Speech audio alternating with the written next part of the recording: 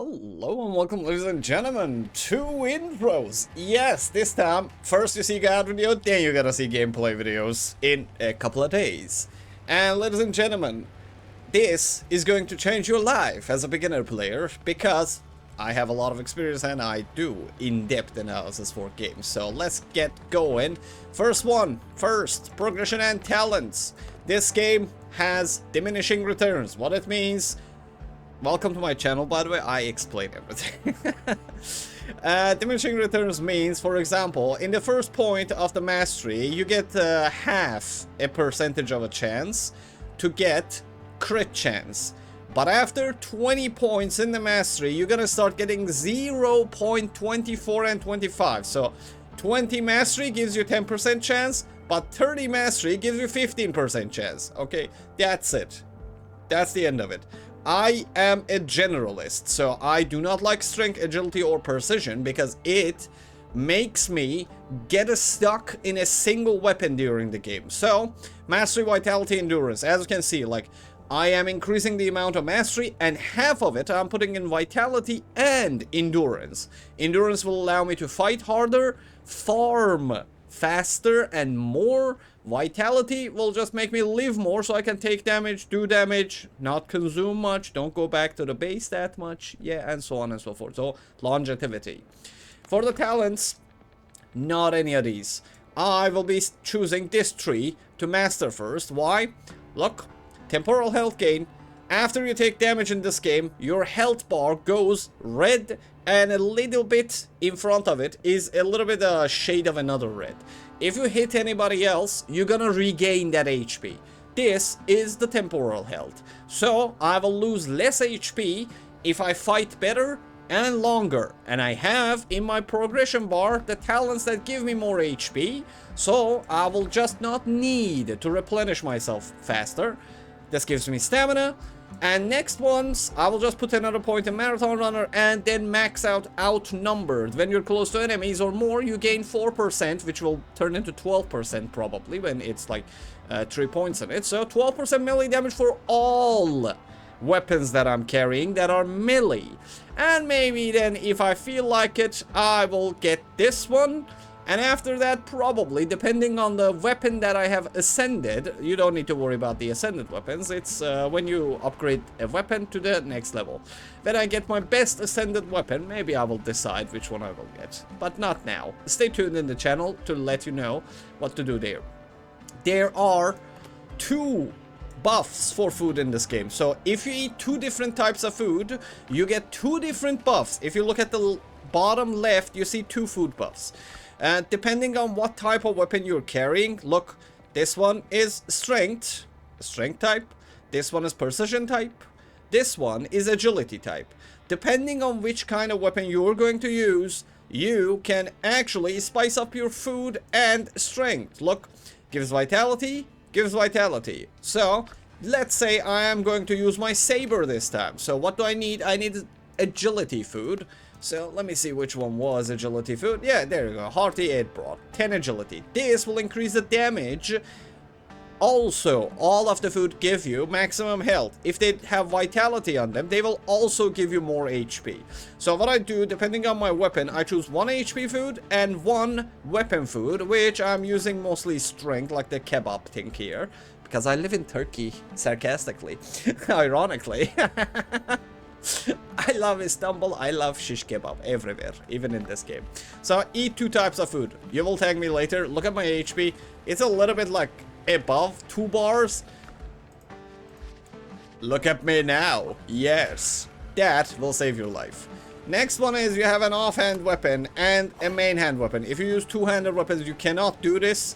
I love doing this and then shifting to this and maybe like doing defending or kicking people around with this. So that's my setup for the action bars too. Your next thing that you need to know is mostly about combat, so we're gonna go somewhere that is a little bit crowded. But before that, let me tell you one thing. This is the order of the weapons that you're gonna get in the game. First, you have that broken weapon that you have. Let's say that's here. I disassembled it. I can't get it anymore. So you have the crude weapon, the saber that's broken. The first weapon that you get in this game is the axe. the moment you get your copper eggs or even your stone eggs, okay? If you go to your workbench, in your workbench, you can make the copper eggs and the stone eggs. The stone eggs is a better weapon than that broken blade. So when you get your stone eggs, this is your first weapon. Then after you go a while, you will get access to a cave. These are not a spoiler. These are nothing in the game. Believe me, I'm not gonna zoom out my map. But yeah, I don't want to spoil the game for you if you're a beginner. You're gonna get access to a depot. So you're gonna get copper. After you get copper, you can craft this one. Your first goal after achieving your first saber, which is green colored, is upgrading this thing to level 3. Why? Let's go to the combat section, so I show you. Okay, I found our first victim. Our first victim is the Sow. So look, this is a level 1 saber. When you're approaching the Sow, let's assume, come on mate, come, can you look, 1, 2, 3, 4, 5. See that? A little bit of HP that even though I crit it, it did not die. When you upgrade this thing to level 3, you will actually be able to do whatever you want with this guy in one go. So you can kill these in one attack, let's say, interval. That will change your life, because anytime you see a level 2 enemy, you're just gonna smash it and you're gonna kill it. But if it's level 1, this is going to be your usual story. Oh no, it lived, it's going to pinch me. Yeah, on the level 3, this does not happen anymore.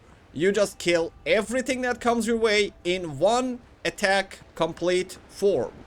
And why do I prefer these weapons? For now, I'm preferring the Bone Breaker. This can change over time. This can change over time. That's why you subscribe to the channel. So if I change my mind, you can see it. Slashing weapons do not break armor. See that armor?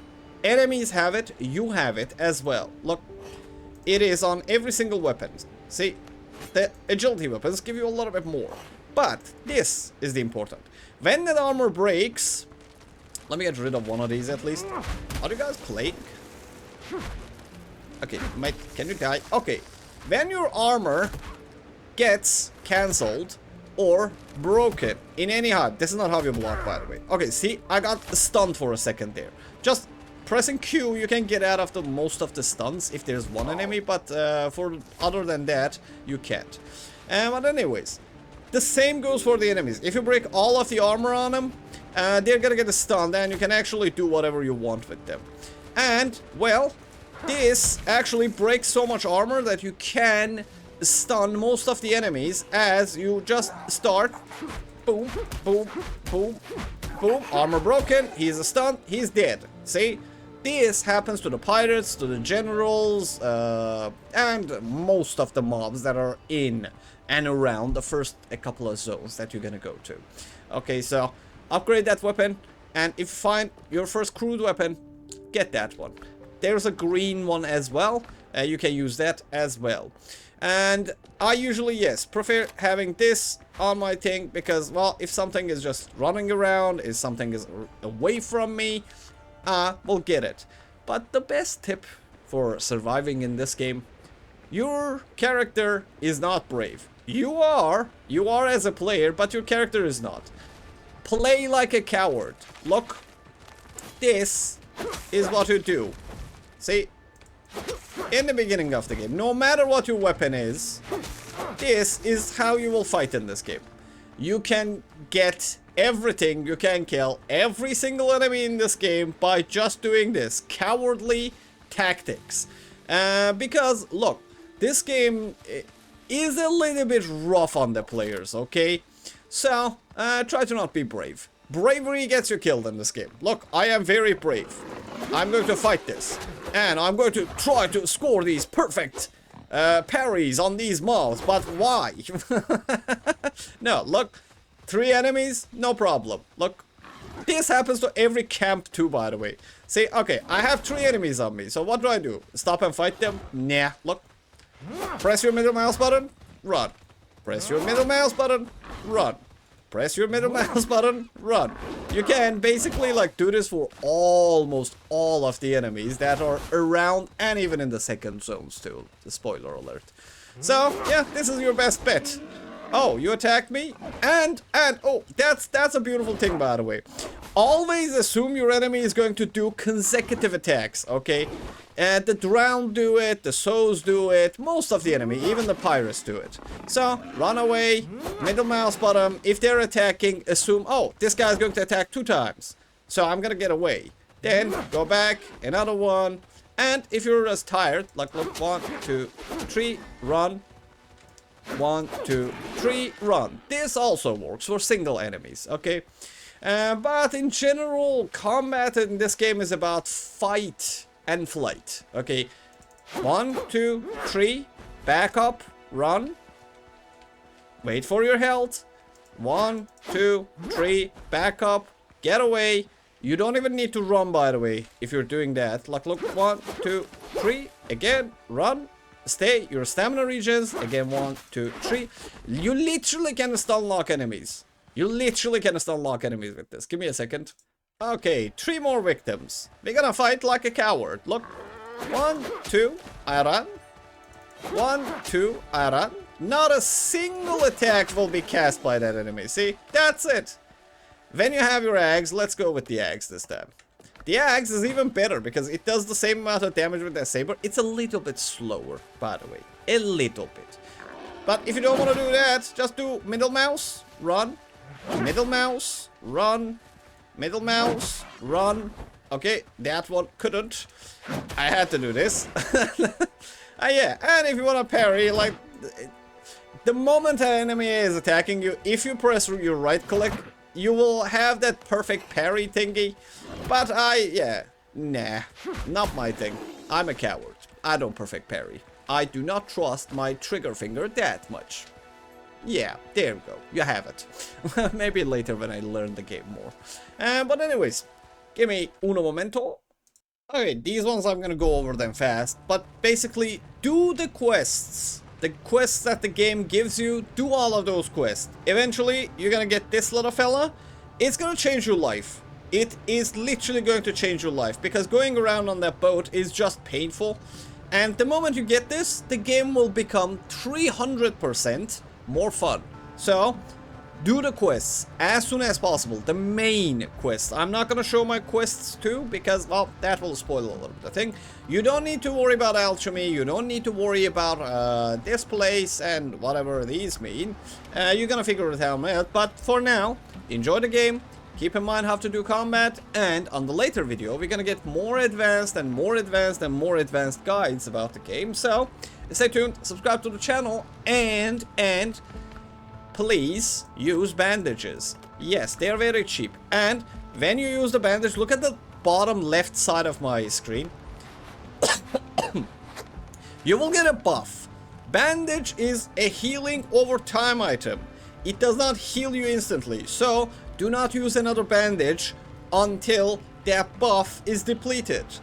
And another thing, last one, the rested buff.